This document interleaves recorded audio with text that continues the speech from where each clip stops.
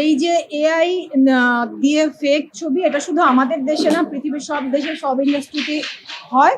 এবং আমি নিশ্চিত সাধারণ দর্শকরা ভীষণ ভালো বোঝেন যে কোনটা আসল আর কোনটা ফেক। যে কাজটির জন্য স্বীকৃতি বহেমিয়ান ঘোড়া, আমার পরিচালক অমিতা ভুরেজা চৌধুরী, ধন্যবাদ আসলে পুরো টিমকে ধন্যবাদ বহেমিয়ান ঘোড়ার, আমার সহশিল্পী মোশাররফ করিম এবং আরো দুর্দান্ত সুন্দর 7 জন নারী। মজার বিষয় হচ্ছে আমার নারী সহকর্মীরা, বহেমিয়ান ঘোড়ার আব্বাসের বউরা আজকে অনেকেই উপস্থিত ছিল এবং আমরা একসাথে মঞ্চে উঠেছি। আমি আসলে বলতে চাই এই পুরস্কারটা বহেমিয়ান ঘোড়ার পরিচালক, বহেমিয়ান ঘোড়ার টিম এবং আমার সকল সহশিল্পী, নারী সহশিল্পী।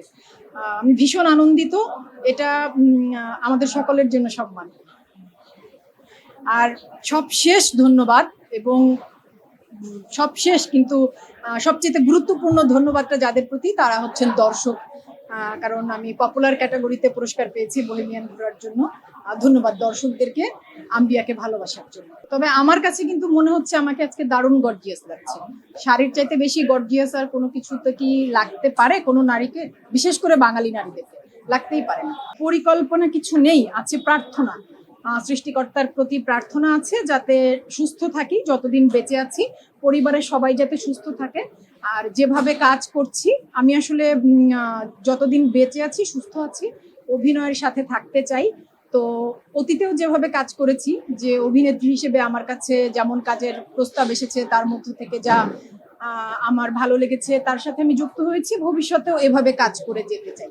আর আলাদা করে পরিকল্পনা কিছু। আমাকে দেখে যদি অন্য কারো মনে হয় যে আমি তরুণ, তারুণ্য কাজ করছে, এই মনে হওয়াটা তো সুন্দর ব্যাপার, আমি উপভোগ করি। ভীষণ ভালো, ভীষণ ভালো। পাক কাহিনী আমাদের প্রথম সিজন রিলিজ হয়েছিল গত ঈদে, শাহরিয়ার নাজিম জয়ের পরিচালনা আইস্ক্রিনে।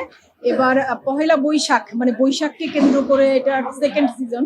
প্রথম সিজনের মানে পরিচালক এবং প্রযোজক তারা এতটাই ভালো রেসপন্স পেয়েছেন যে তারা এটার সেকেন্ড সিজন করেছেন এবং এই সিজনেরও ভীষণ ভালো রেসপন্স পেয়েছি আমরা।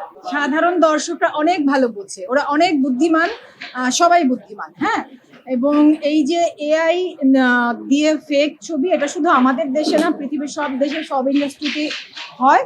এবং আমি নিশ্চিত সাধারণ দর্শকরা ভীষণ ভালো বোঝেন যে কোনটা আসল আর কোনটা ফেক। সেসব তো হলে ভালো, কিন্তু আমরা আসলে মানে আমরা এমন একটি সময়ের মধ্য দিয়ে যাচ্ছি যেখানে মানুষের জীবনেরই অনেক সময় সঠিক মূল্য পাওয়া যায় না।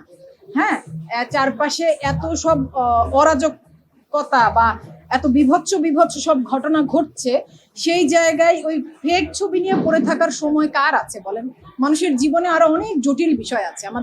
আমরা আসলে সারা দেশের মানুষ, নারীরা বিশেষ করে, সারা দেশের কথা আমি বলছি, নারীরা ভীষণ অনিরাপত্তার মধ্য দিয়ে যাচ্ছেন, যেগুলো আমরা পত্রিকার পাতা খুললেই দেখতে পাই।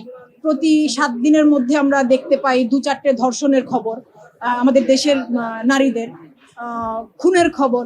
তো যেখানে মানুষের জীবনের নিরাপত্তার অভাব, সেখানে এই ছবির পেছনে পড়ে থাকার সময় আছে? কারণ খুব হালকা জিনিস এগুলো। যে পারিবারিক জীবনটা আমি যাপন করি, আমার স্বামী, সন্তান, আমি চাই, মানে আমার কাছে না ভাবনাটা এমন যে আমার সন্তান আমার কাছে 20 বছরের অতিথি।